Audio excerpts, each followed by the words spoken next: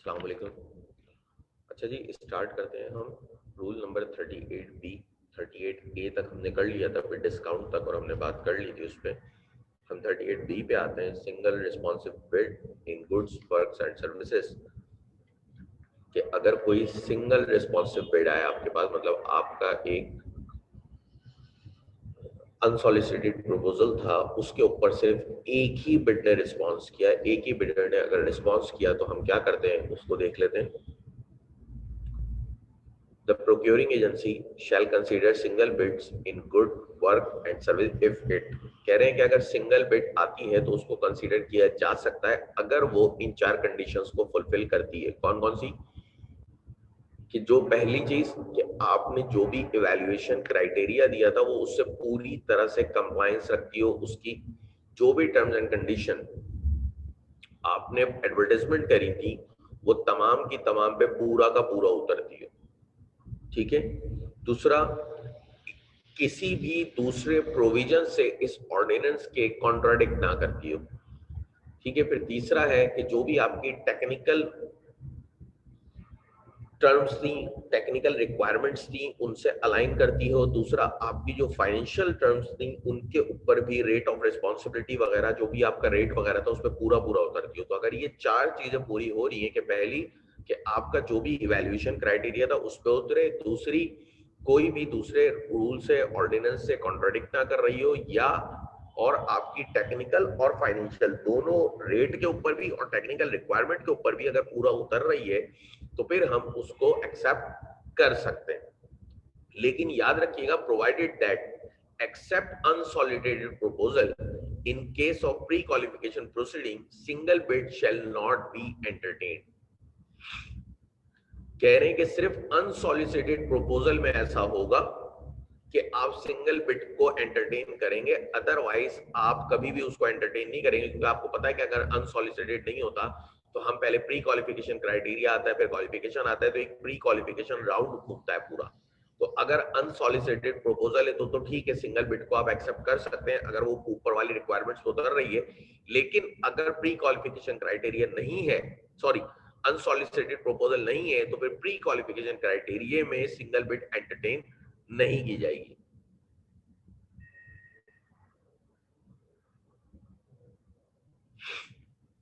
फिर याद रखिएगा, जब भी प्रोक्योरिंग एजेंसी अपना डिसीजन लेगी कि कॉन्ट्रैक्ट वगैरह किसको अवॉर्ड करना है, तो वो वैल्यू फॉर मनी को भी देखेगी कि जो सिंगल रुपी वो स्पेंड करेगी उस पर उसको रिटर्न कितना मिलेगा। ठीक है। रिटर्न से मुराद उसकी एक्सपेक्टेशन कितनी ज्यादा फुलफिल होंगी। ठीक है। फिर प्रोक्योरमेंट के इकोनॉमी, एफिशिएंसी, ये तमाम चीजों को देख के विद ड्यू डिलिजेंस पूरी ईमानदारी के साथ वो अपना एक डिसीजन लेगी। ठीक है। फिर हम आते हैं रूल नंबर 39 पे, परफॉर्मेंस गारंटी। देखें, कभी कभी होता यह है कि प्रोक्योरिंग एजेंसी को एक परफॉर्मेंस गारंटी भी चाहिए होती है कि वो एक गारंटी डिपॉजिट कर लेती है। देखिए, एक तो था सिक्योरिटी डिपॉजिट जो आपने बिड के वक्त सबमिट कराया था 5%, वो तो एक अलग चीज है। ये है परफॉर्मेंस गारंटी कि गारंटीड अमाउंट लिया जाता है जो कि आपकी परफॉर्मेंस का होता है। बहुत औकात प्रोक्योरिंग एजेंसी को मजीद क्लैरिफिकेशन चाहिए होती है कि भाई आपकी परफॉर्मेंस अच्छी रहनी चाहिए, प्रोजेक्ट की फाइनलाइजेशन में आपकी परफॉर्मेंस पूरी होनी चाहिए, तो इसलिए वो एक गारंटीड अमाउंट आपसे ऑलरेडी ले लेते हैं। अब गारंटी से जाहिर है अगर परफॉर्मेंस पूरी नहीं उतरी तो उसमें से डिडक्शन होगी, परफॉर्मेंस पूरी उतरी तो वो रिटर्न कर देंगे। ठीक है। तो परफॉर्मेंस गारंटी क्या है? Where needed and clearly express in the bidding document, the procuring agency shall require the successful bidder to furnish a performance guarantee which shall not exceed 10% of the contract amount। ये जो 10% है इसको भी highlight करिएगा, काम की बात है ये कि बाद औकात अगर प्रोक्योरिंग एजेंसी को जरूरत महसूस होती है या वो बिडिंग डॉक्यूमेंट में ऑलरेडी एक्सप्रेस कर देते हैं कि हमें परफॉर्मेंस गारंटी भी चाहिए होगी सक्सेसफुल बिडर से। जो भी बिड सक्सेसफुल रहेगा, मतलब जिसको कॉन्ट्रैक्ट जो मोस्ट एडवांटेजियस बिड देगा वही सक्सेसफुल बिडर होगा। ठीक है। तो जो भी सक्सेसफुल बिडर होगा उससे वो परफॉर्मेंस गारंटी का अमाउंट डिमांड कर सकते हैं, बशर्त ये कि वो टोटल कॉन्ट्रैक्ट अमाउंट का 10% से ज्यादा ना हो। मतलब अगर वो मैक्सिमम गारंटी भी देगा तो टोटल कॉन्ट्रैक्ट अमाउंट की 10% देगा, इससे ज्यादा की अलाउ नहीं है।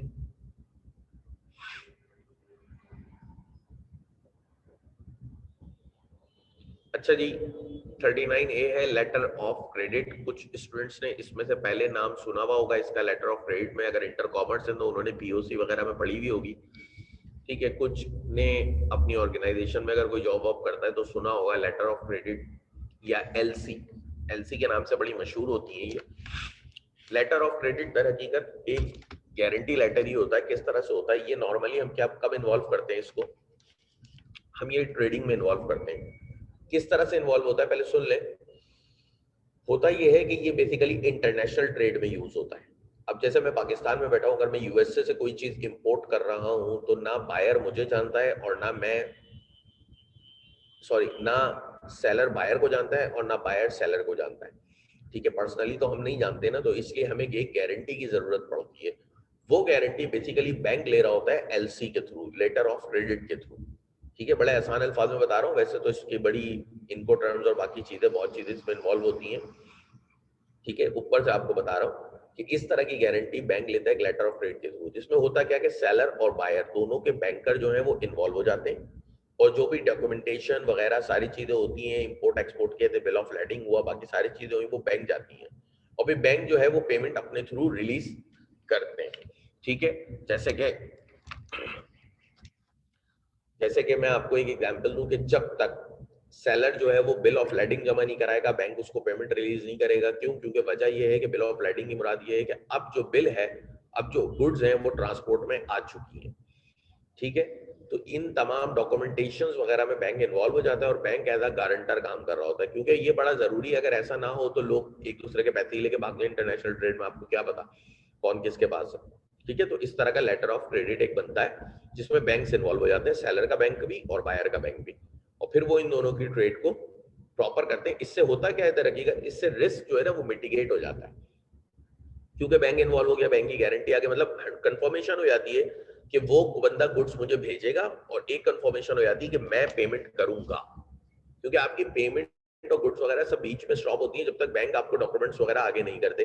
अच्छा, अब इसकी कुछ इनको टर्म्स भी होती हैं, ठीक है। इनको टर्म्स बेसिकली ट्रेड फाइनेंस में यूज होती हैं जब हम एलसी वगैरह बाकी चीजें करते हैं, जब भी फॉरेन परचेज वगैरह करते हैं तो वो इनको टर्म्स होती है, जो इंटरनेशनल टर्म्स हैं, और टोटल 8 टर्म्स हैं, ठीक है। जिसमें आपने 2 शायद पढ़ी हुई भी हो अकाउंटिंग में, FOB destination, FOB shipping point है, ठीक है, सीओडी है, इस तरह की तमाम चीजें हैं, इनको टर्म्स में आ जाती हैं, मुख्तलिफ तरह की होती है। तो एफओबी वगैरह आपने पढ़ी हुई होंगी इसमें से, ठीक है जी।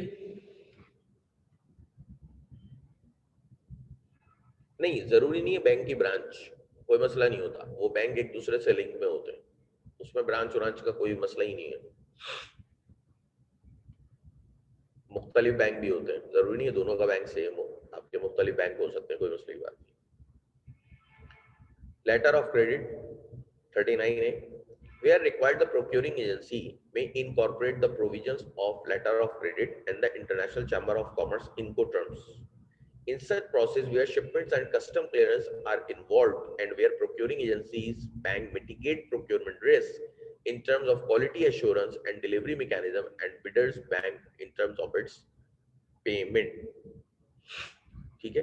वही बात है आसान सी जो मैंने आपको बता दी कि प्रोक्योरिंग एजेंसी अगर चाहे तो लेटर ऑफ क्रेडिट को भी इनकॉर्पोरेट कर सकती है, और ये कब करना पड़ेगा, ये करना ही आपको तब पड़ेगा जब आपकी इंटरनेशनल ट्रेड होगी। अगर आपकी इंटरनेशनल ट्रेड नहीं है तो कोई मसले की बात ही नहीं है। जैसे कि नॉर्मली हमारी टेक्सटाइल कंपनी है तो ये एक्सपोर्ट्स करते हैं, एक्सपोर्ट कर रहे होते हैं तो इसमें भी एलसी वगैरह इन्वॉल्व होती हैं। इसी तरह जब मैं यूएई में था, एफएमसीजी में था, तो वहां भी ये जो एरिया है ये असल में ट्रेड फाइनेंस का एरिया कहलाता है। आप में से कुछ लोग शायद मुस्तकबिल में इस एरिया में जॉब भी करें, ठीक है। तो अगर प्रोक्योरिंग एजेंसी को जरूरत महसूस होती है तो वो लेटर ऑफ क्रेडिट को इन्वॉल्व कर सकती है रिस्क को मिटिगेट करने के लिए, जो कि इनको टर्म्स और इंटरनेशनल ट्रेड में ही यूज होगा, जहां पे कस्टम क्लियरेंस और शिपमेंट वगैरह ये सारी चीजें आ जाती हैं। फिर rule number 40, limitations on negotiations. अब निगोशिएशंस भी होती हैं कॉन्ट्रैक्ट वगैरह करते वक्त, टर्म्स एंड कंडीशन, लेकिन उसमें कुछ लिमिटेशन भी है, ठीक है। क्योंकि देखें अभी तो सक्सेसफुल बिडर से आपकी बिड डिसाइड हुई है ना, अब टर्म्स एंड कॉन्ट्रैक्ट, टर्म्स और कॉन्ट्रैक्ट तो साइन होगा, तो शराइत जो है वो तो अभी फाइनलाइज होंगी, ठीक है। तो उन पे कुछ लिमिटेशंस है, वो क्या है, without changing the cost and scope of work और सर्विसेज। पहली बात उन्होंने कह दी कि भाई ना ही आप कॉस्ट चेंज कर सकते हैं, और ना ही आप सर्विसेज का स्कोप चेंज कर सकते हैं। अब इससे मुराद ये है कि जो भी चीज आपने बिडिंग डॉक्यूमेंट में दी थी, जो भी आपने टेंडर दिया था, उसमें जो चीज लिखी हुई है, जो आपने इनविटेशन दिया था, उनसे आप हट नहीं सकते। ना ही आप कॉस्ट चेंज करेंगे, ना ही आप वर्क और सर्विसेज का डोमेन चेंज करेंगे, स्कोप चेंज करेंगे। ठीक है, इन दोनों को चेंज किए बिना the procuring agency may negotiate with the successful bidder with a view to streamline the work or task execution at the time of contract finalization on methodology, work plan, staffing, special conditions of the contract.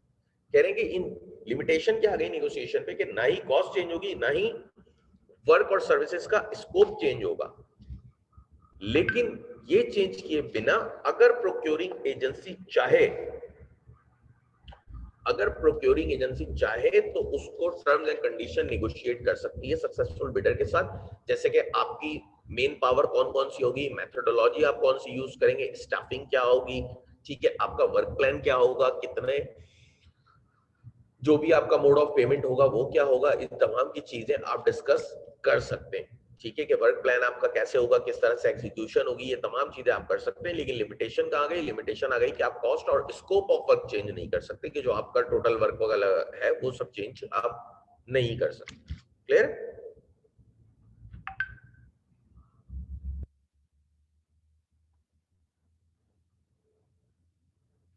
आगे चलते हैं।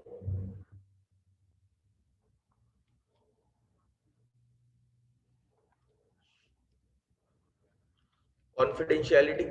The procuring agency shall keep all information regarding the bid evaluation confidential until the time of the announcement of the evaluation report in accordance with the requirement of Rule 35. अगर आपको याद हो तो Rule 35 में हमने बताया था कि एक evaluation report होगी। ठीक है, देखें,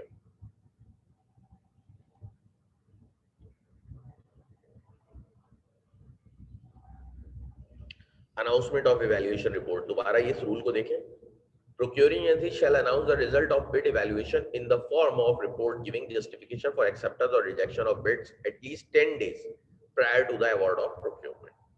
कम से कम 10 दिन पहले उन्होंने प्रोक्योरमेंट अवार्ड करने से ये रिपोर्ट पब्लिश करनी होती है, जिसमें वो रिजेक्शन और एक्सेप्टेंस सारी चीजें बताते हैं। ठीक है, तो ये जो रूल नंबर 41 है,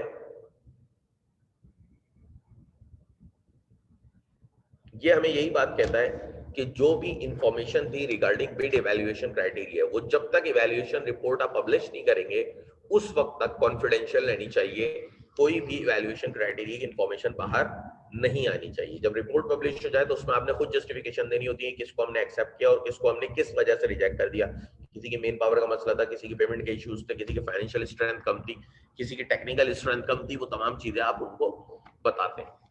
ठीक है जी, तो जब तक वो आप पब्लिश नहीं करेंगे उस वक्त तक ये आपके ऊपर लागू है कि आपने तमाम इंफॉर्मेशन को कॉन्फिडेंशियल रखना है। अब देखें, एक तो था पूरा बिडिंग प्रोसेस, ठीक है, लेकिन अब देखें अगर कोई परचेज 1 लाख से कम की, अब उसके लिए तो मैं बिडिंग वगैरह पे नहीं जाऊंगा ना कि मैं पूरा, क्योंकि देखें बिडिंग की भी एक कॉस्ट है ना। बिडिंग डॉक्यूमेंट पब्लिश हो रहा है, एक वेन्यू अरेंज हो रहा है, उस वेन्यू में फिर लोग आ रहे हैं, लाजमी की बात है उनको हाईटी वगैरह तो आप कराएंगे, सारी चीजें, ठीक है, ये तमाम चीजें, फिर वहां पे अवार्ड हो रहा है, तो ये सब चीजें तो एक कॉस्ट है। अब अगर परचेजेस के अमाउंट इतना कम है तो उस पर तो मैं बिडिंग पे नहीं जाऊंगा, तो इसीलिए लॉ ने हमें कुछ ऑल्टरनेटिव मेथड्स भी दिए हैं प्रोक्योरमेंट के, जो कि as per circumstances, according to circumstances, according to situation use करने होते हैं। किन सिचुएशन में यूज कर सकते हैं ये भी लॉ ने हमें बताया।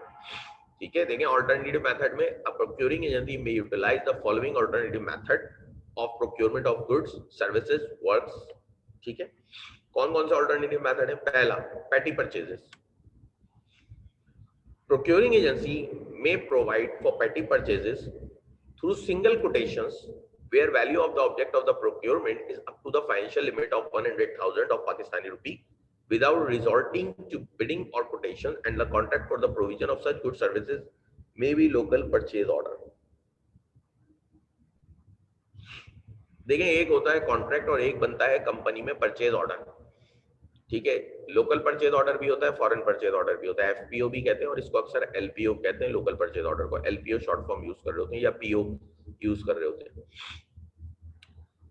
देखिए, अगर प्रोक्योरिंग आपकी 1 लाख रुपए के अंदर अंदर की है तो लॉ ने आपको अलाउ किया हुआ है कि आप सिंगल कोटेशन पे जाके एक परचेज ऑर्डर के थ्रू परचेज कर लें। Purchase order basically purchase document है, ठीक है, कि आप अगले को पीओ भेजते हैं परचेज ऑर्डर, ठीक है, तो वो आपको गुड्स वगैरह प्रोवाइड कर देता है। अगर 1 लाख से कम का कोई काम है, ठीक है, तो उसके लिए तो आप प्रोक्योरमेंट कर सकते हैं ना, तो आप परचेज ऑर्डर बनाएं। फॉर एग्जाम्पल आपने प्रोक्योरिंग एजेंसी पीआई, आपने कोई छोटा सा काम था कि एक रूम बनवाना है एक मैनेजर का, ठीक है, एक रूम में कलर करवाना है मैनेजर के, सिर्फ ऐसी कोई चीज है, एक एसी परचेस करना है, तो अब इसके लिए अब सिंगल एसी परचेस करना है 1 लाख के अंदर अंदर है, तो वो सिंगल कोटेशन पे एक परचेज ऑर्डर के थ्रू भी परचेज आप कर सकते हैं। उसके लिए पूरा बिडिंग तो नहीं सजाएंगे ना, ठीक है। तो यही बात लॉ ने कही है कि आप सिंगल कोटेशन पे चले जाए, अगर 1 लाख से कम का है तो आप एक सिंपल सा पीओ बनाए ऑफिस में और एक सिंगल कोटेशन के ऊपर आप उसको परचेज कर लें। लेकिन देखें, इसका हरगिज मतलब यही नहीं होता कि आपने डॉक्यूमेंट पूरे नहीं रखने, आपने डॉक्यूमेंट इधर भी पूरे रखने होते हैं। फॉर एग्जांपल एक परचेज ऑर्डर होगा तो जब परचेज ऑर्डर जाएगा फिर इनवॉइस होगी, उसके अटैचमेंट में उसका ऑथराइजेशन सिग्नेचर किस किस के हैं, ठीक है, फिर जब गुड वो कंपनी के अंदर आएगी तो उसका जो गेट पास होगा या जीआरएन कह लें, गुड रिसीव नोट कह लें, ये तमाम डॉक्यूमेंट का सेट कंप्लीट बनेगा। ऐसा नहीं है कि आपने 1 लाख रुपए पेटी कैश से निकाले और चीज परचेज कर ली और खत्म कहानी, नहीं, वो तमाम चीजें आपकी बनेंगी, डॉक्यूमेंट्स आपने उसकी डॉक्यूमेंटेशन उसकी भी पूरी रखनी है।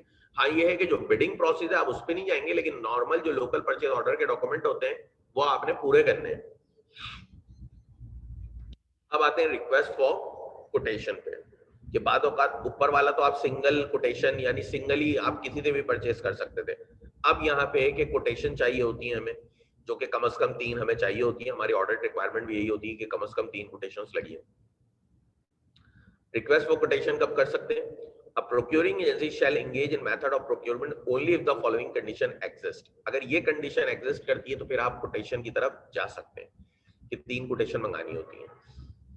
पहली, where the value of procurement is more than 100,000 Pakistani rupee but does not exceed 500,000 Pakistani rupee, the procuring agency may engage in procurement through request for 3 quotations from GST registered firm, sale tax registered firm, general sale tax, ठीक है। यहाँ पे GST के मायने general sale tax है, बालों का GST के मायने गुड एंड सर्विस टैक्स भी होते हैं, ठीक है। The procuring agency may engage in procuring through request for 3 quotation for GST registered firm, original equipment manufacturer or authorized dealer without resorting to bidding। अगर 1 लाख से ज्यादा और 5 लाख से कम की परचेज है तो फिर हम 3 कोटेशन मंगा के काम कर लेते हैं। लेकिन याद रखिएगा, जब कोटेशन मंगाएंगे तो उसमें एक बात का ध्यान रखना है कि जिस भी दुकान से, फर्म से, डीलर से, कहीं से भी आप कोटेशन मंगा रहे हैं, उसको सेल टैक्स अथॉरिटीज के पास रजिस्टर्ड होना जरूरी है कि वो एसएसटी या जीएसटी में रजिस्टर्ड हो, सॉरी जीएसटी में रजिस्टर्ड हो। जनरल सेल टैक्स जो फेडरल का सेल टैक्स होता है उसमें वो रजिस्टर्ड होना जरूरी है उसका, ठीक है। क्योंकि अब मैं ये बात यहाँ पे इसलिए कह रहा हूँ कि देखिए, हर फर्म का रजिस्टर्ड होना जरूरी नहीं होता, वहां पे भी एक थ्रेशोल्ड है कि अगर एक लिमिट है कि अगर आपका टर्नओवर उससे ज्यादा है तो आप रजिस्टर्ड हो, अगर उससे कम टर्नओवर है तो आप रजिस्टर्ड ना हो, ठीक है। तो ये चीज होती है जीएसटी। तो अगर प्रोक्योरिंग आपकी 1 लाख से ज्यादा और 5 लाख से कम की है तो आप 3 कोटेशन किसी भी जीएसटी रजिस्टर्ड फर्म से मंगा लें, मैन्युफैक्चरर से या ऑथराइज्ड डीलर से आप मंगाएं, और उसमें भी आपको बिडिंग करने की जरूरत नहीं है। दूसरी बात, the object of the procurement has standard specification, कि जो भी आपका ऑब्जेक्ट है प्रोक्योरमेंट का उसकी एक स्टैंडर्ड स्पेसिफिकेशन, एक स्टैंडर्ड स्पेसिफिकेशन होती है। जैसे कि अगर एसी वगैरह आप देखें तो एक स्टैंडर्ड स्पेसिफिकेशन है ना, टेलर मेड तो नहीं है कि आप अपनी मर्जी से एसी बनवा रहे हैं, ठीक है, स्टैंडर्ड आइटम है, हर जगह सेम ही होता है। Minimum of 3 quotations have been obtained, कम से कम 3 quotations होनी चाहिए, and the object of the procurement is purchased from the supplier offering the lowest price, ठीक है, और सबसे ज्यादा लोएस्ट प्राइस जिसकी होगी उसी से आपने परचेज करना। फिर मजीद, provided that procuring agency convinced of the inadequacy of the financial limit prescribed for request for quotation in undertaking their respective operation में अप्रोच द फेडरल गवर्नमेंट। देखिए, अगर प्रोक्योरिंग एजेंसी चाह रही है कि फॉर एग्जांपल अगर उनके पास कोई परचेज 5.5 या 6 लाख की आ रही है, लेकिन प्रोक्योरिंग एजेंसी चाह रही है कि हम इस पे भी बिडिंग ना कराएं, हम इस पे कोटेशन पे चले जाएं 3 कोटेशंस पे, तो वो फेडरल गवर्नमेंट को जस्टिफिकेशन देके ये काम करा सकते हैं, लेकिन प्रॉपर जस्टिफिकेशन देनी पड़ेगी, अंडरटेकिंग देनी पड़ेगी कि अगर जो फाइनेंशियल लिमिट है 5 लाख की वो उनको इनएडिक्वेट लगती है तो वो ये काम करा सकते हैं। 3 कोटेशंस लगाने का मतलब ये है ना कि आपने एक चीज वो कर दी ना। फॉर एग्जाम्पल अगर तुम एक कोटेशन पे जाते हो, ठीक है, तुम सिर्फ एक दुकान से एसी लाते हो और बाद में बंदा जो है वो दूसरी दुकान पे पता चल रहा है जी उससे सस्ता मिल रहा है, तो ये समझ लो एक मार्केट इंटेलिजेंस है, ठीक है, एक तरह से ये एक मार्केट इंटेलिजेंस तुमने लेनी है। 3 कोटेशन तुमने मुख्तलिफ शॉप से लेनी होती है ताकि तुम्हें मार्केट के रेट का अंदाजा हो और उसमें से जो सबसे सस्ती होती है तुम उसको दे, उससे परचेस करते हो, ठीक है। प्राइवेट कंपनीज में भी यही रूल होता है कि हमने 3 कोटेशंस देनी होती हैं और 3 कोटेशंस में जो सबसे सस्ती होती है उससे परचेज करनी, क्योंकि ये मार्केट इंटेलिजेंस है। देखो घर का सौदा लेने भी जाते हो तो पहली दुकान जो तुम्हें रेट बताती है तुम वहां से तो नहीं खरीदते ना, तुम क्या करते हो, उस प्रोडक्ट को देखते हो, पहचानते हो, फिर मार्केट में 2-3 दुकानों पे और चक्कर लगाते हो, फिर देखते हो सबसे सस्ता कौन दे रहा है। तो यही प्रोसीजर यहाँ पे रिटर्न में लिखा हुआ है जो तुम कर रहे हो घर में, ठीक है, यही प्रोसीजर रिटर्न में लिखा हुआ है कि तुमने 3 कोटेशन लगानी, और 3 कोटेशन लगाने का मतलब ही मार्केट इंटेलिजेंस होता है कि आपने मार्केट की इंटेलिजेंस को अच्छी तरह देखा है, मार्केट रेट को देखा है और फिर उसके बाद आपने फैसला किया है कि जो सबसे कम रेट में बायर सेलर दे रहा है उसको हम परचेज कर लें, उससे परचेज कर लें, ठीक है।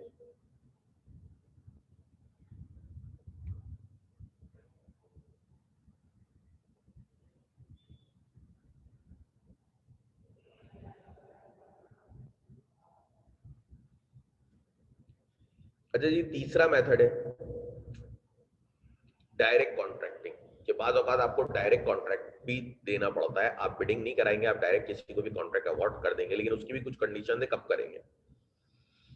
A procuring agency shall only engage in direct contracting if the following condition exist, namely कि अगर ये condition exist करती हैं तो procuring agency जो है वो direct contract award कर सकती है। कौन कौन सी? The procurement concerns the acquisition of spare parts or supplementary services from original supplier or manufacturer. Already आपने कोई चीज प्रोक्योर की भी थी लेकिन अब उसकी कोई सर्विस वगैरह की है या कोई स्पेयर पार्ट है तो वो आप डायरेक्टली मैन्युफैक्चरर या सप्लायर से ले सकते हैं, ठीक है, कि ऑलरेडी कोई प्रोक्योर्ड आइटम था, एक्विजिशन था, उसका कोई स्पेयर पार्ट वगैरह आप एक्वायर करा रहे हैं, ठीक है, तो आप डायरेक्ट सप्लायर से, ऑथराइज डीलर से ले लें। Provided that the same are not available from alternative sources. अब वो कह रहे हैं कि ये भी याद रखिएगा कि वो चीज बाकी जगहों पे अवेलेबल ना हो, ठीक है। जैसे कि अगर आपने एक कार परचेस करी थी टोयोटा ग्रैंडी, आज उसका इंफोटेनमेंट सिस्टम खराब हो जाता है या चोरी हो जाता है तो आप क्या करेंगे, ओरिजिनल डीलर से जाके ले सकते हैं क्योंकि वो बाकी जगहों पे अवेलेबल नहीं है, ठीक है।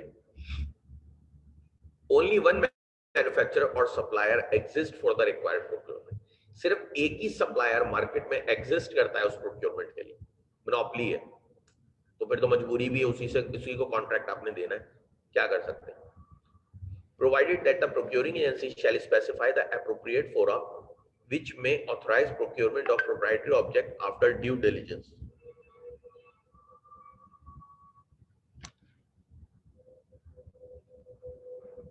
ठीक है जी, only one manufacturer or supplier exists for the required procurement, provided that the procuring agencies shall specify the appropriate fora which may authorize procurement of proprietary object after due diligence, ठीक है। अब वो कहते हैं कि ये भी जरूरी है कि प्रोक्योरमेंट एजेंसी जो है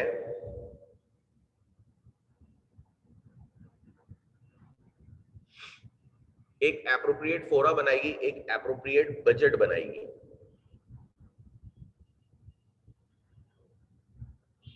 ठीक है। फोरा बेसिकली कहते हैं एक पब्लिक मीटिंग को, ठीक है, कि कोई पब्लिक मीटिंग या समझ लें एक डिस्कशन को कहते हैं, डिस्कशन कह लें, पब्लिक मीटिंग नहीं लें आप, इसको एक डिस्कशन ले लें कि फोरम होता है एक। Provided that the procuring agency shall specify the appropriate fora, एक डिस्कशन करेगी जो कि ऑथराइज करेगा कि भाई इस जगह से ये कॉन्ट्रैक्ट उसको दे दो, एक ही सप्लायर है और कोई नहीं है और ड्यू डिलिजेंस के साथ आप ये चीज दे दें, मतलब एनालिसिस करेगा सिचुएशन को, तो इसके लिए डिस्कशन होगी। ऐसा नहीं है कि कोई सिंगल हैंडली खुद अपने तौर पे ये काम कर दे, नहीं, इसके लिए भी एक एप्रोप्रिएट फोरा होगा, एक एप्रोप्रिएट डेजिग्नेटरी होंगे जो कि ये काम करेंगे. Where a change of supplier would oblige the procuring agency to acquire materials have different technical specifications or characteristics.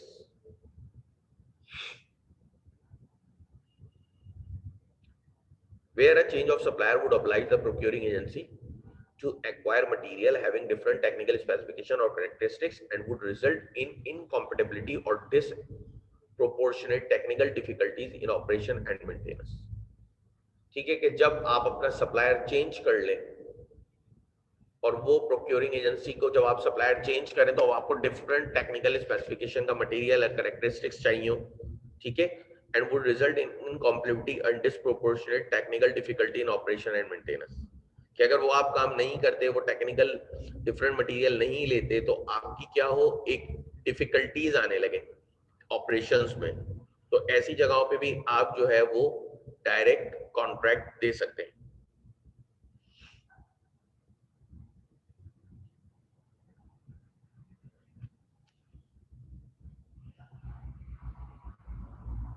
अच्छा, एक और बात लिखिए, प्रोवाइड दैट द कॉन्ट्रैक्ट और contract do not exceed 3 years in duration.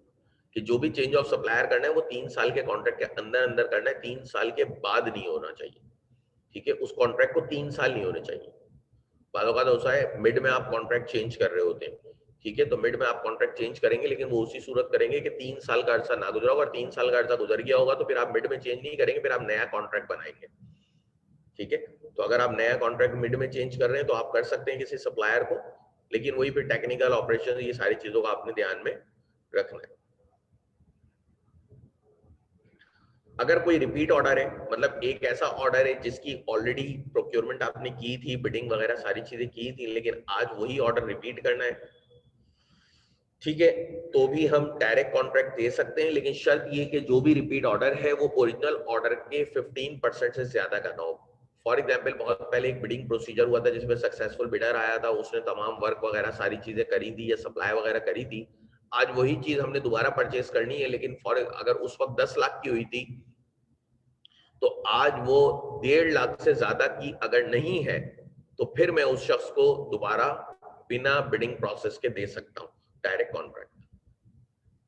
इसके अलावा कोई इमरजेंसी है, इमरजेंसी की सूरत हाल में भी आप दे सकते हैं. Provide that the procuring agency shall specify appropriate fora vested with necessary authority to declare an emergency. वही बात है कि प्रॉपर एक फोरम बनाएगी प्रोक्योरिंग एजेंसी जो कि अथॉरिटीज ये डिक्लेयर करेंगी कि हाँ ये इमरजेंसी की सूरत हाल है, मतलब एक डिस्कशन होगी, उसके बाद अथॉरिटी को डिक्लेयर किया जाएगा. तो एजेंसी की सूरत में भी, इमरजेंसी की सूरत में भी आप जो है वो डायरेक्ट कॉन्ट्रैक्ट दे सकते हैं. फिर when the price of goods, services or works is fixed by the government or any other authority, agency or body duly authorized by the government on its behalf.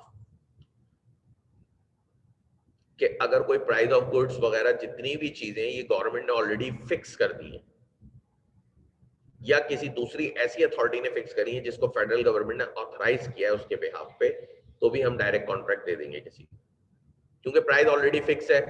तो फिर बिडिंग कराने का कोई जवाब पैदा नहीं होता, क्योंकि बिडिंग में तो हम मोस्ट एडवांटेजियस बिड लेते हैं ना, कि जो सबसे कम और सबसे बेनिफिशियल हो.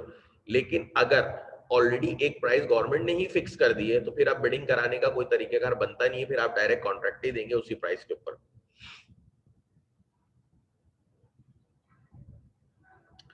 फिर for the purchase of motor vehicle from local original manufacturers और authorised agents at manufacturers price. ये वही है जो आपकी ऑटोमोबाइल्स वगैरह की परचेजिंग होती है, लाजमी सी बात है. इसमें तो आप बिडिंग नहीं कराएंगे ना, इसमें तो आपने डायरेक्ट कॉन्ट्रैक्ट ही करना है, क्योंकि ऑथराइज्ड डीलर्स होते हैं, जैसे कि इंडस मोटर से ही लेंगे आप, करोला कहीं और से तो आप लेंगे नहीं, उनके जो भी ऑथराइज्ड डीलर्स हैं आप उन्हीं से लेंगे, उन्हीं को कॉन्ट्रैक्ट देंगे. ठीक है, इसी तरह अगर गवर्नमेंट की व्हीकल्स पाक सुजुकी, तो पाक सुजुकी की लेनी है तो पाक सुजुकी से ही लेंगे, उसमें भी कोई, क्योंकि कल्टस कोई और तो बना नहीं रहा, सिर्फ पाक सुजुकी बना रहा है. ठीक है, तो अगर ऑथराइज्ड गवर्नमेंट चाहे तो अपने कॉन्ट्रैक्ट दे सकती है. आप देखें, इसी तरह मैं आपको बताऊं, जैसे रेंजर्स पुलिस के कॉन्ट्रैक्ट अगर आप देखें बाइक्स के, तो ये होंडा के पास होते हैं, इनके पास हमेशा 125 आपको दिखेगी, कभी भी स्टार या यूनिक नहीं दिखेगी. ट्रैफिक पुलिस के या तो होंडा होगी या पाक सुजुकी होगी. सुजुकी की हैवी बाइक्स होंगी ट्रैफिक पुलिस के पास, या क्या होगा, होंडा की 125 होती है रेंजर्स वगैरह के पास. तो वो क्या है, वो डायरेक्ट कॉन्ट्रैक्ट ही दिए मैंने इनको, डायरेक्ट कॉन्ट्रैक्ट दिए हुए ये परचेज कर लेते हैं।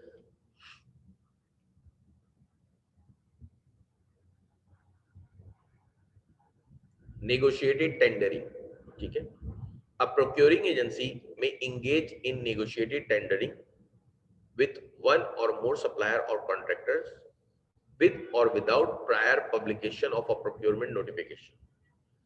कह रहे हैं कि एक या एक से ज्यादा के साथ आप नेगोशिएशन टेंडरिंग भी कर सकते हैं कि बातचीत करके जिसको चाहे वो अवॉर्ड कर सकते हैं, जिससे चाहे परचेजिंग कर सकते हैं बातचीत करके without prior publication of a procurement notification. Procurement notification देने से पहले आप नेगोशिएशन कर सकते हैं 2-3 सप्लायर के साथ और उनमें से किसी से भी प्रोक्योरमेंट कर सकते हैं। The procedure shall only be used when, ये यूज कब होगा आप ये देख लें। The supplies involved are manufactured purely for the purpose of supporting a specific piece of research or an experiment, a study or a particular development। अगर आपका जो वर्क है वो कोई रिसर्च बेस्ड प्रोजेक्ट है या कोई एक्सपेरिमेंट है या एक पर्टिकुलर डेवलपमेंट हो रही है किसी चीज की, तो उसके सपोर्ट के लिए अगर किसी चीज की सप्लाई चाहिए तो इसमें भी हम बिडिंग में नहीं जाएंगे, इसमें भी हम 2-3 सप्लायर से प्रोक्योरमेंट की नोटिफिकेशन देने से पहले पहले नेगोशिएट कर लेंगे। या फॉर टेक्निकल और आर्टिस्टिक रीजन और for reason connected with protection of exclusive right और intellectual property, the supply may be manufactured or delivered only by a particular supplier। ठीक है,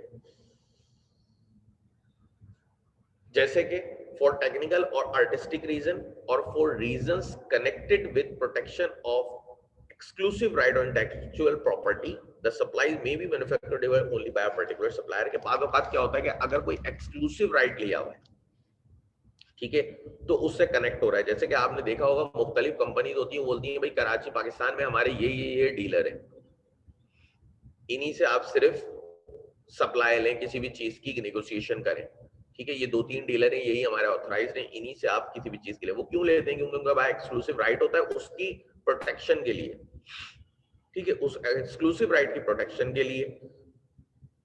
इस वजह से अगर आप किसी से कोई सप्लाई ले रहे हैं तो ठीक है आप ले सकते हैं, ठीक है, आप नेगोशिएट कर सकते हैं। यही लिखा है फॉर टेक्निकल और आर्टिस्टिक रीजन और फॉर रीजन कनेक्टेड, या तो कोई टेक्निकल रीजन हो या आर्टिस्टिक रीजन या कोई ऐसा रीजन हो जो कि किसी एक्सक्लूसिव राइट से कनेक्ट हो रहा हो, या इंटेलेक्चुअल प्रॉपर्टी जो कि कॉपीराइट पैटर्न्स वगैरह होते हैं उनसे कनेक्ट हो रहा हो, ठीक है। अगर कोई टेक्निकल रीजन है या किसी एक्सक्लूसिव राइट के कनेक्शन में है, उसकी प्रोटेक्शन है, तो भी आप किसी पर्टिकुलर सप्लायर से नेगोशिएशन वगैरह करके उसको कॉन्ट्रैक्ट वगैरह दे सकते हैं, जिसको आप नेगोशिएशन टेंडरिंग कहते हैं। यहां भी आपको बिडिंग की जरूरत नहीं है। फिर for reasons of extreme urgency brought about by events unforeseeable by procuring agency, the time limits laid down for open and limited bidding methods cannot be met, the circumstances invoked to justify extreme emergency must not be attributable to the procuring agency। या तो कोई ऐसी urgency है कि आपको पता है कि जो भी टाइम लिमिट बिडिंग डॉक्यूमेंट किए थे 15 दिन और 30 दिन एटलीस्ट है, तो वो हम मीट नहीं कर सकते, हमें एक एक्सट्रीम अर्जेंसी है, बहुत जरूरी है, क्योंकि कोई ऐसी सिचुएशन अराइज हो गई है जो कि हम सीन नहीं थी, ऑलरेडी इनकॉर्पोरेट नहीं थी, हमारी एस्टिमेटेड नहीं थी कोई, ठीक है, अनफोर्सेबल इमरजेंसी इवेंट आ गया है, कोई अर्जेंसी आ गई है, तो फिर आप बिडिंग मेथड पे नहीं जाते, क्योंकि बिडिंग मेथड के टाइमलाइन को आप पूरा नहीं कर पाएंगे। इसीलिए हम अर्जेंसी में नेगोशिएशन टेंडरिंग 2-3 सप्लायर से नेगोशिएट करके परचेजिंग कर लेते हैं। लेकिन ये याद रखिएगा कि आपने एक्सट्रीम इमरजेंसी को जस्टिफाई भी करना है बाद में।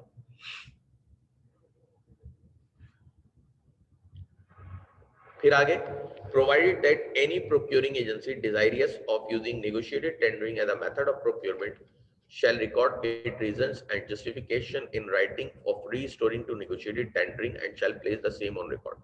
अगर कोई भी procuring agency negotiated tendering पे जाती है तो उसने उसका रीजन लिखना है कि मैं बिडिंग पे क्यों नहीं गया, मैं नेगोशिएटेड टेंडरिंग पे क्यों आ गया, तो और ये रीजन लिख के अपने पास रिकॉर्ड में रखना है उस परचेजिंग के साथ कि हमने यहाँ पे बिडिंग को फॉलो क्यों नहीं करा, हम क्यों आए। फॉर एग्जाम्पल अगर कोई अर्जेंसी आई थी और उस अर्जेंसी के थ्रू वजह से आपने नेगोशिएटेड टेंडरिंग की है और नेगोशिएटेड टेंडरिंग की है, तो आप रीजन लिखेंगे कि ये अर्जेंसी आ गई थी जिसमें हम बिडिंग डॉक्यूमेंट्स, बिडिंग की जो टाइम लिमिट है उसको पूरा नहीं कर पाते। ये वजह है कि हमने नेगोशिएटेड टेंडरिंग कर ली।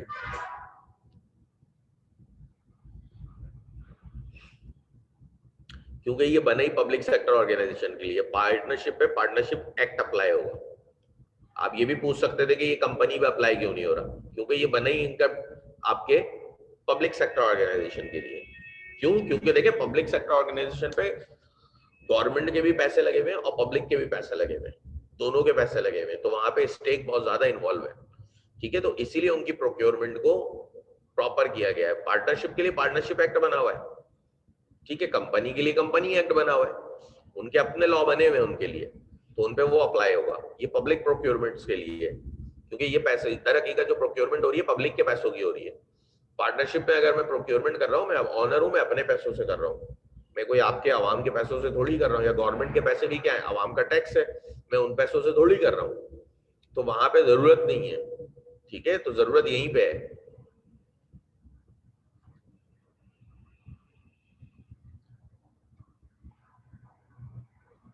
On account payment rule 43,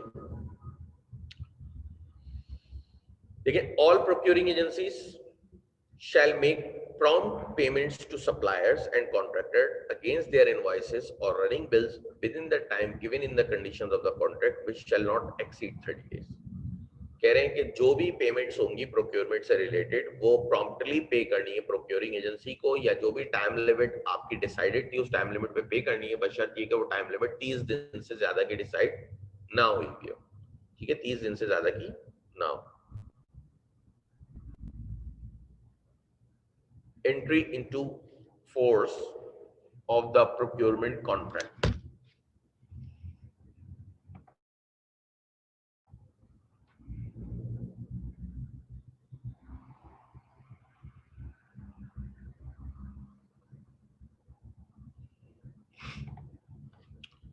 Entry into force of the procurement contract. अब procurement contract shall come into force के कब procurement contract वजूद में आ जाता है उसका टाइम देख लेते हैं कि वो कब स्टार्ट हो जाता है।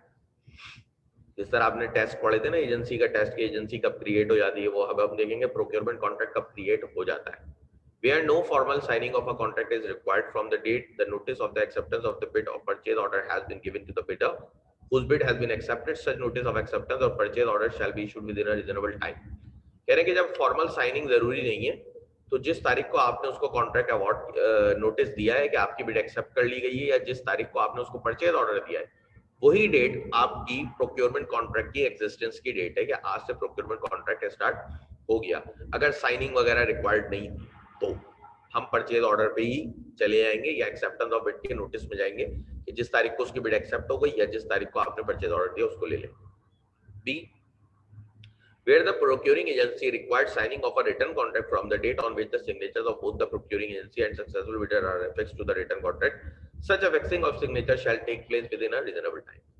कह रहे हैं कि अगर कॉन्ट्रैक्ट की साइनिंग रिक्वायर्ड थी तो जिस दिन दोनों पार्टियों के साइन हो जाएंगे उस दिन से हम मान लेंगे कि प्रोक्योरमेंट कॉन्ट्रैक्ट स्टार्ट हो गया। लेकिन एक बात का याद रखिएगा कि एक रीजनेबल टाइम के अंदर ये काम होना जरूरी है। ऐसा नहीं हो कि 2 साल तो सिर्फ सिग्नेचर ही करने में लग जाए। ठीक है, तो एक रीजनेबल टाइम के अंदर अगर ये चीज मुमकिन है तो हम मान लेंगे कि भाई जिस तारीख को दोनों तो हड़ताल देख लें। जब साइनिंग रिक्वायर्ड नहीं है तो जो भी पीओ डेट या वो डेट जिस दिन उसके नोटिफिकेशन दिया कि आपकी बिड आज एक्सेप्ट कर ली गई है वो डेट से कॉन्ट्रैक्ट स्टार्ट है।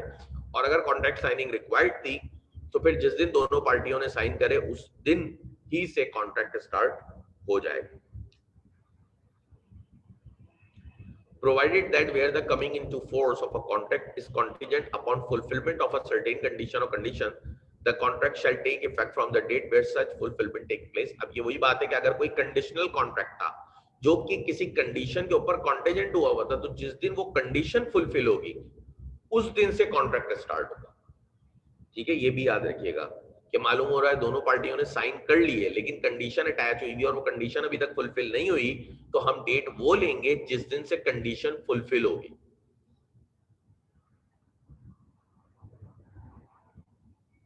फिर rule 45 closing of contract. Contract close कैसे होगा? एक्सेप्ट फॉर डिफेक्ट लायबिलिटी और मेंटेनेंस बाय द सप्लायर और contractor. as specified in the conditions of a contract. Performance of a contract shall be deemed closed on the issue of overall delivery certificate or taking over certificate, which shall be issued within 30 days of final taking over of goods or receiving and deliverables or completion of work, enabling the supplier or contractor to submit final bill and the auditors to substantial audit. कह रहे हैं कि defect liability या maintenance by the supplier या contractor, मतलब अगर कोई समझ लें अलग से सूरत हाल नहीं होती, जैसे कि सप्लायर ने कुछ काम खराब कर दिया या कोई ऐसी चीज कर दी जिसकी वजह से कॉन्ट्रैक्ट आपको फौरन से क्लोज करना पड़ता है, अगर ऐसा कोई अमल नहीं हो रहा तो जिस दिन पूरी सर्विसेज परफॉर्म कर देगा वो या पूरी टेकिंग ओवर डिलीवरी हो जाएगी, ठीक है,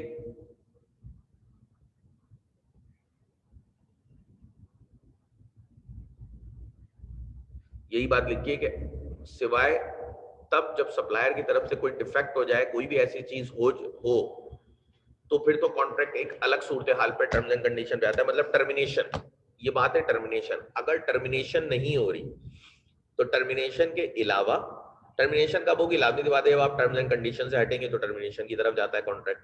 तो अगर टर्मिनेशन का केस अलग है, उसके अलावा कॉन्ट्रैक्ट कब क्लोज होगा, जब वो तमाम डिलीवरीज वगैरह सारी चीजें जो भी काम वाम था वो परफॉर्म कर देगा और टेकिंग ओवर द सर्टिफिकेट, और वो फिर प्रोक्योरिंग एजेंसी से एक सर्टिफिकेट लेगा जो कि प्रोक्योरिंग एजेंसी पे लाजिम है कि वो काम खत्म होने के 30 दिन के अंदर अंदर उन्हें वो सर्टिफिकेट दे देगी, और उसके बाद जब वो उसे सर्टिफिकेट मिल जाएगा कि भाई आपका वर्क कंप्लीट हो गया है, तो उसके बाद फिर वो फाइनल बिल सबमिट कराएगा पेमेंट के लिए और सब्सटेंशियल ऑडिट के लिए, ठीक है।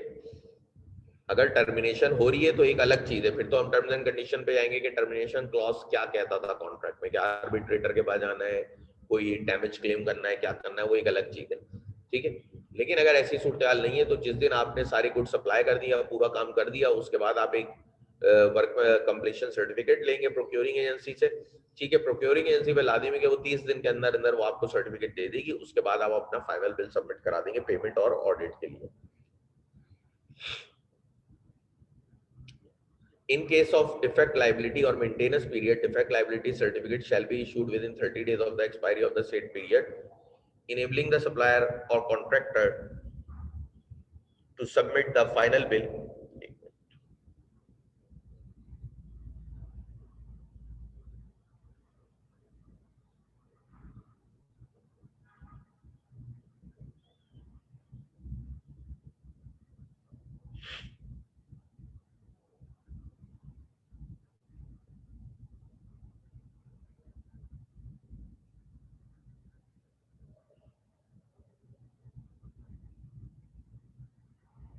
In case of a defect liability or maintenance period, defect liability certificate shall be issued within 30 days of the expiry of the said period, enabling the supplier or contractor to submit the final bill, except for unsettled claim which shall be resolved through arbitration. The bill shall be paid within the time given in the condition of a contract, which shall not exceed 60 days to close the contract for final audit. अगर कोई defect liability आ रही है, ठीक है, अगर कोई defect liability आ रही है, फॉर एग्जांपल कॉन्ट्रैक्ट जो है वो पहले से एंड हो रहा है,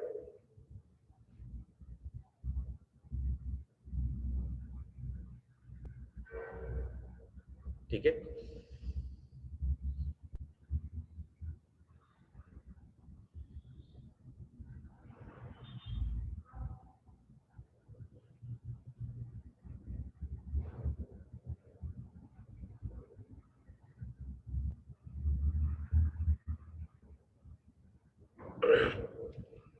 कि अगर कोई डिफेक्ट लाइबिलिटी या कोई भी मेंटेनेंस पीरियड है, ठीक है, तो डिफेक्ट लाइबिलिटी सर्टिफिकेट इशू करना पड़ेगा। डिफेक्ट लाइबिलिटी बेसिकली क्या होती है, एक टाइम पीरियड सेट होता है कि इसके अंदर कॉन्ट्रैक्टर आके अपना प्रोजेक्ट वगैरह जो भी कंप्लीशन होता है उसके अंदर एक डिफेक्ट रेमेडी सर्टिफिकेट लेता है, रेमेडी जो है जो भी डिफेक्ट्स है उनकी रेमेडी ले लेता है, तो ये एक सर्टिफिकेट बनता है defect liability certificate. In case of a defect liability और maintenance period, defect liability certificate shall be issued within 30 days of the expiry of the said period, enabling the supplier or contractor to submit the final period. अगर defect liability का case है, एक set हुआ पता, वो कोई remedy लेने आया है कंप्लीशन ऑफ प्रोजेक्ट के बाद, तो उसके बाद भी जो टाइम पीरियड सेट था 30 दिन के अंदर अंदर प्रोक्योरिंग एजेंसी ने उसको डिफेक्ट लायबिलिटी सर्टिफिकेट देना है ताकि वो अपना फाइनल बिल सबमिट करा सके। लेकिन इसमें से अनसेटल्ड क्लेम, कोई भी डिस्प्यूटेड मैटर है तो वो हटा दिया जाएगा। ठीक है। The bill shall be paid within the time given in the condition of the contract, which shall not exceed 60 days to close the contract for the final audit। और बिल जो है वो 60 दिन के अंदर अंदर पे करना है फाइनल ऑडिट से पहले पहले। डिफेक्ट लायबिलिटी देखें, एक सेट पीरियड होता है, एक सेट पीरियड होता है जिसके अंदर, जैसे कि कंस्ट्रक्शन होती है ना किसी भी, यूं समझ लें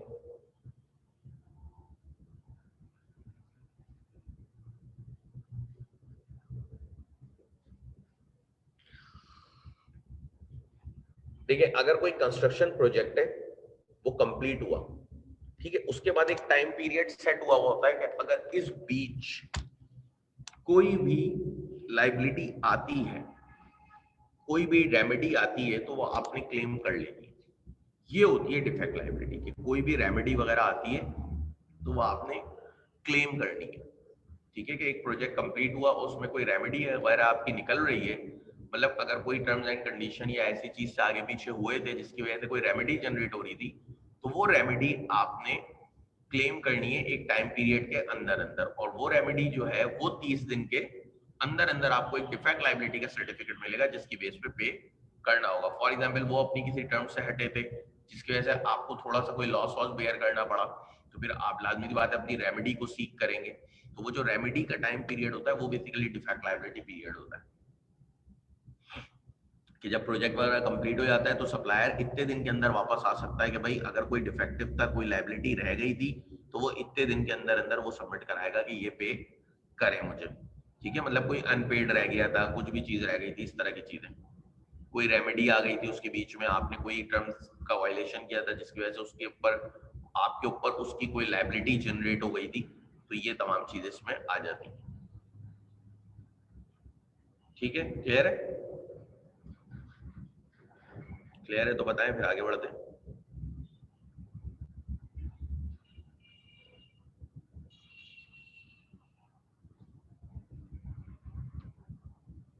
चलिए,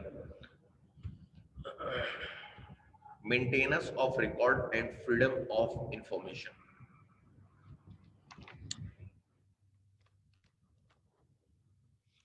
Record of procurement proceedings. All procuring agencies shall maintain a record।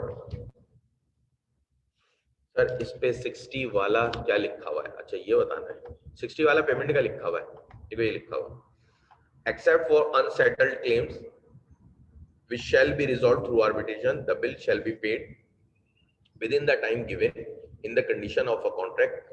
देखो वो जो डिफेक्ट लायबिलिटी का जब सर्टिफिकेट मिलेगा उसको, उसके बाद वो बिल सबमिट कराएगा, वो फाइनल बिल सबमिट कराएगा। वो फाइनल बिल में अनसेटल्ड क्लेम जो है, जो आर्बिट्रेशन वगैरह में जाने, वो हटा के जो भी अमाउंट है वो उसको टर्म्स ऑफ कॉन्ट्रैक्ट के हिसाब से पे करना है। टर्म्स ऑफ कॉन्ट्रैक्ट में जो टाइम लिमिट आपने लिख ली है, which shall not exceed 60 days to close the contract for final audit. 60 दिन से ज्यादा नहीं होनी चाहिए, क्योंकि क्लोजिंग तभी होगी जब उसकी पेमेंट हो जाएगी। ठीक है, तो वो 60 दिन के ज्यादा नहीं हो। ये डिफेक्ट लायबिलिटी का केस है। ठीक है, वो डिफेक्ट लायबिलिटी सर्टिफिकेट आपको दे देंगे 30 दिन के अंदर अंदर, वो आपको फिर बिल सबमिट करा देगा। वो बिल जो है वो मैक्सिमम 60 डेज में, वैसे तो वो कॉन्ट्रैक्ट की टर्म पे होगा, जो कॉन्ट्रैक्ट में टाइम लिमिट है, लेकिन कॉन्ट्रैक्ट बाउंड है कि आप 60 दिन से ज्यादा टाइम लिमिट उसकी नहीं रख सकते। विद इन 60 डेज आपने उसको टाइम लिमिट को रखना है। Maintenance of record and freedom of information. Recording of procurement proceedings. All procuring agencies shall maintain a record of their respective procurement proceedings along with all associated documents for a minimum period of 5 years। ये basically time limit लिखी है कि कब तक आपको वो record अपने पास maintain रखना है। तमाम प्रोक्योरमेंट की प्रोसीडिंग्स, जो जो चीजें आप राइटिंग में लेते थे, मिनट में लेते थे, जस्टिफिकेशन करते थे, सारे डॉक्यूमेंट्स जो है वो कम से कम 5 साल के लिए आपने रखने, मेंटेन रखने।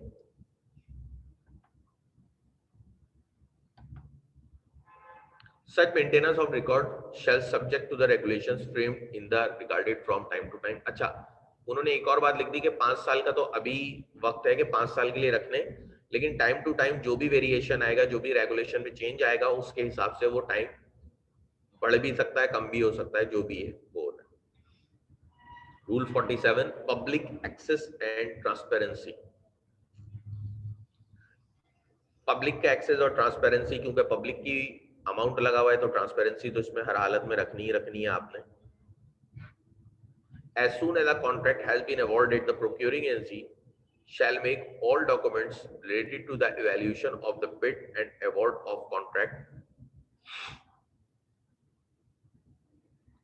public। ठीक है, जैसे ही कॉन्ट्रैक्ट अवार्ड हो जाता है तमाम डॉक्यूमेंट जो है ना वो पब्लिक एक्सेस में आ जाते हैं, पब्लिक हो जाते हैं।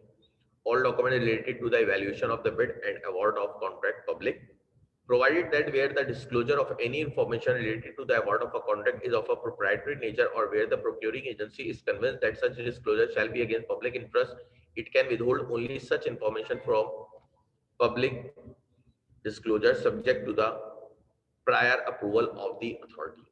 देखिए, जब भी प्रोक्योरिंग हो जाएगी, अवार्ड वगैरह दे दिया जाएगा, वो डॉक्यूमेंट पब्लिक हो जाएंगे। ठीक है, पब्लिक का उन पे एक्सेस हो जाएगा, वो पब्लिक हो जाते हैं।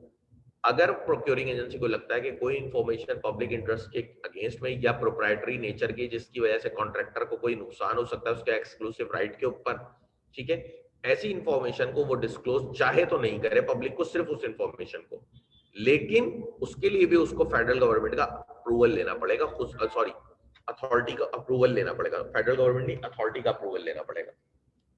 ठीक है, अथॉरिटी उसे अप्रूव करेगी और उसके बाद जो है वो फिर वो ये काम कर सकती है। तो जो भी प्रोक्योरिंग होगी, प्रोक्योरिंग एजेंसी को उसको डॉक्यूमेंट्स को पब्लिक करना पड़ता है, और पब्लिक करने के बाद अगर कोई ऐसी इंफॉर्मेशन जो कि लगता है कि पब्लिक के लिए नहीं है, नहीं होनी चाहिए, तो ऐसी इंफॉर्मेशन अगर आपको होल्ड करनी है तो आपने फिर उस पर अथॉरिटी का अप्रूवल लेना होगा। फिर redressal of grievances and settlement of disputes. Redressal मतलब अजाला करना, जो भी ग्रीवियंसेस होंगे लोगों के, जो भी सेटलमेंट होगी डिस्प्यूट की, वो तमाम कैसी होंगी ये देखते हैं। रिड्रेसल ऑफ ग्रीवियंसेस,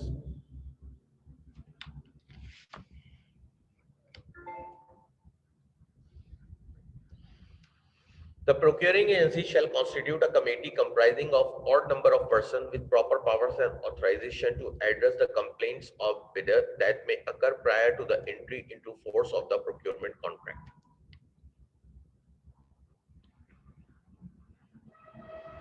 ठीक है जी, तब प्रोक्योरिंग एजेंसी क्या करेगी, एक कमेटी बनाएगी, ठीक है, जो कि ऑड नंबर्स पे रखेगी, इवन नंबर नहीं, उन पे हमेशा ऑड नंबर होंगे। तो प्रोक्योरिंग एजेंसी एक कमेटी बनाएगी ऑड नंबर पे मुश्तमिल, जिनके पास पावर भी होगी, ऑथराइजेशन भी होगी, कि वो जितनी भी कंप्लेंट्स आई हैं बिडर की तरफ से that may occur prior to the entry into the force of the procurement contract, के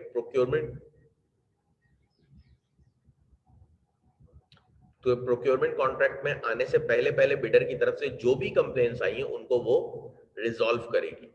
ठीक है, ऑड नंबर पे एक कमेटी बनेगी।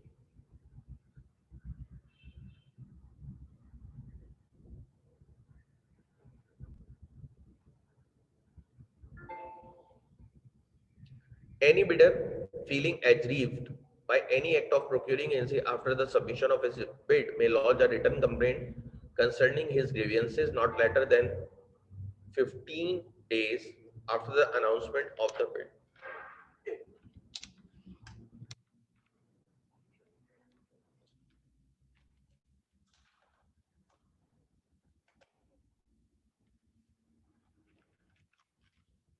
ठीक है, any bidder feeling aggrieved by any act of the procuring agency after the submission of his bid may lodge a written complaint concerning his grievances not later than 15 days after the announcement of bid evaluation report। अगर bid evaluation report आती है और किसी भी bidder को कोई भी उसमें जस्टिफिकेशन वगैरह पे मसला होता है तो वो अपनी रिटर्न कंप्लेन लॉन्च कर सकता है 15 दिन के अंदर अंदर from the publication of evaluation report. ठीक है,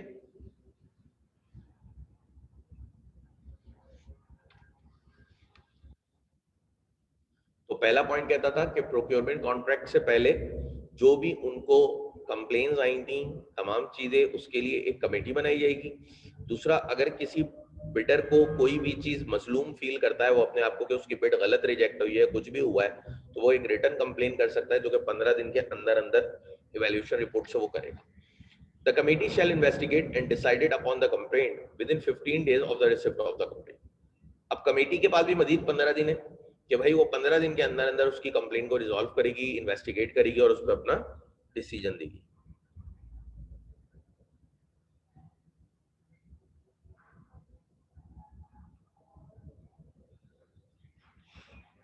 Mere fact of lodging a complaint shall not warrant suspension of the procurement process. अच्छा ये भी याद रखिएगा कि सिर्फ आपका कंप्लेन कर देना प्रोक्योरमेंट प्रोसेस को सस्पेंड नहीं करेगा। देखिए सस्पेंड होने और क्लोज होने में फर्क होता है, ठीक है। सस्पेंड होता है कि कुछ वक्त के लिए आपने किसी चीज को रोक दिया। अगर आपने इवैल्यूएशन रिपोर्ट के बाद एक कंप्लेन लॉन्च करी है और 15 दिन में वो सॉल्व होगी, तो वो 15 दिन के अंदर आप ये नहीं सोचिएगा कि जो प्रोक्योरमेंट प्रोसेस चल रहा था, जिसपे बिडिंग वगैरह सारी चीजें हुई थी, वो प्रोसेस रुक जाएगा। वो प्रोसेस नहीं रुकेगा, वो चलता रहेगा अपनी जगह, आपकी कंप्लेन अपनी जगह, लेकिन वो प्रोसेस चलता रहेगा। Any bidder not satisfied with the decision of the committee of the procuring agency may lodge an appeal in the relevant court of jurisdiction. अगर प्रोक्योरिंग एजेंसी के डिसीजन से, जो कमेटी ने डिसीजन दिया उसकी कंप्लेन पे, उससे भी वो सेटिस्फाई नहीं होता, तो वो कोर्ट की तरफ जा सकता है, कोर्ट में अपील दायर कर सकता है। क्लियर? रूल 49 आर्बिट्रेशन, एक सुना सुनाया वर्ड है, आपको पता है, जो कोर्ट के बाहर वगैरह मसले हल कर देते हैं, आर्बिट्रेटर जो होते हैं।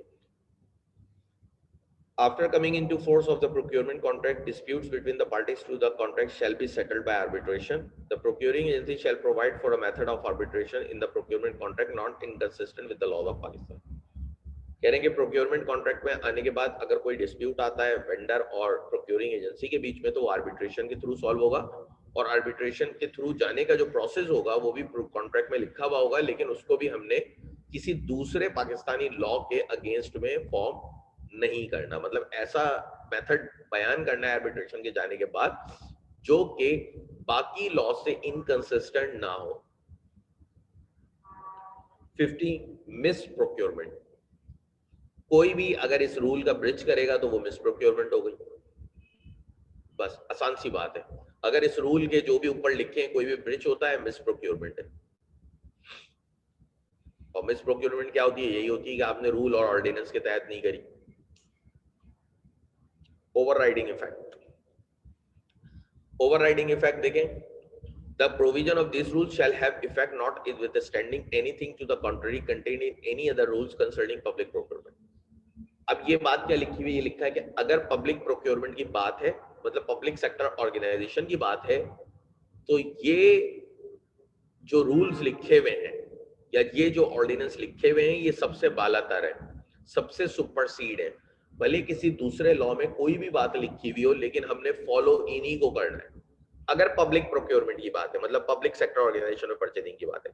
देखिए अभी कोई एक स्टूडेंट ने पूछा था पार्टनरशिप में परचेजिंग का, तो पार्टनरशिप में ये बालातर नहीं है, पार्टनरशिप एक्ट बालातर है, आपने पार्टनरशिप एक्ट को फॉलो करना है, ठीक है। अब ओवरराइडिंग इफेक्ट का मतलब ये है कि पब्लिक प्रोक्योरमेंट में जो रूल लिखे हुए हैं पेपरा के अंदर, आपने यही फॉलो करने हैं।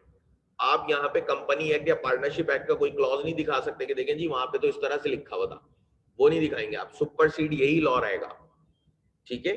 तो ओवरराइडिंग इफेक्ट ये है कि यही लॉ पब्लिक प्रोक्योरमेंट में सबसे बालातर है, सबसे आला दर्जे पे, इसी को फॉलो करना। Provided that the prevailing rules and procedure will remain applicable only for the procurement of goods, services and work for which notice for invitation of bid had been issued prior to the commencement of these rules, unless the procuring agency deems it appropriate, reissue the notice for the said procurement after commencement of these rules. अच्छा ये तो इन्होंने लिख दिया क्योंकि 2004 में आया था, उन्होंने कहा कि देखें इसके आने के बाद 2004 में तो जो भी प्रोक्योरमेंट होनी है वो इसी के तहत होनी है, लेकिन अगर प्रोक्योरिंग एजेंसी कोई ऐसी थी जो 2003 में कोई चीज हुई थी या इस रूल के इफेक्ट में आने से पहले की बात थी, अगर उस पर भी वो चाहती है, उसको महसूस होता है कि हाँ यार हम पेपरा के तहत चलते हैं, तो सही है, वो री इशू कर दे नोटिस बिडिंग का, अदरवाइज रिक्वायर्ड नहीं है।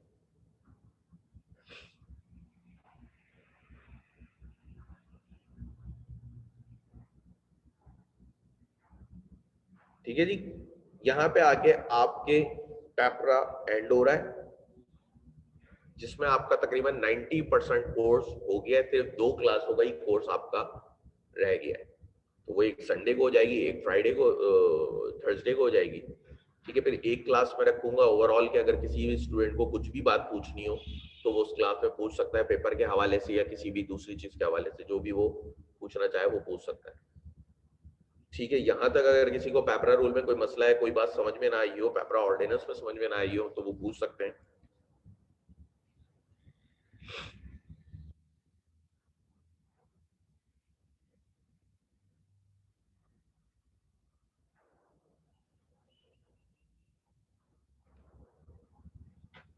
और कोई सवाल है या फिर मैं एंड कर दूं, क्योंकि लीगल स्ट्रक्चर में आज स्टार्ट नहीं करा रहा हूं। सर प्लीज संडे को क्लास नहीं रखें। नहीं, संडे को हम रखेंगे तो 2 बजे रखेंगे ना, क्योंकि देखो हमारी फ्राइडे की क्लास मिस हो गई है। ठीक है, फ्राइडे की क्लास मिस हो गई है। मैथ की क्लास आपकी कितने बजे है?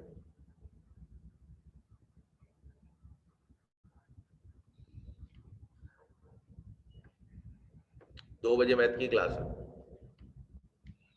अच्छा जी।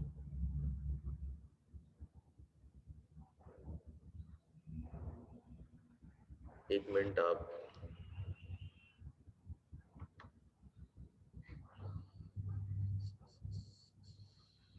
देखिए नेक्स्ट वीक जो है ना, हमें सिर्फ 2 ही क्लासें मिलनी है, एक थर्सडे मिल रही है, एक फ्राइडे मिल रही है। ठीक है, तो मुझे सिर्फ 2 ही क्लासें मिलेंगी, क्योंकि 15 जैन आपकी कोर्स कंप्लीशन की लास्ट डेट है।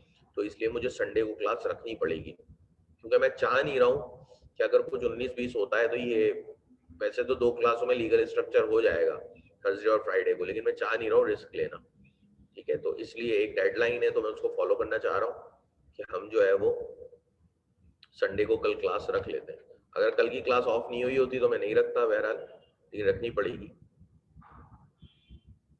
आप एक काम करिएगा, आप रिकॉर्डेड लेक्चर देख लीजिएगा, अगर उसमें कोई प्रॉब्लम हो तो आप मुझसे व्हाट्सएप करके पूछ लीजिएगा। आप ग्रुप पे क्वेश्चन डाल देंगे तो मैं आंसर कर दूंगा, उसको कोई मसला नहीं है। ठीक है जी। जो भी स्टूडेंट अगर क्लास लेने में मसला उसको हो रहा है तो वो रिकॉर्डेड लेक्चर सुन ले, और उसमें कोई भी चीज उसको दोबारा पूछनी हो, दोबारा समझनी हो, मुझे मैसेज करेगा, मैं उसको रिप्लाई कर दूंगा।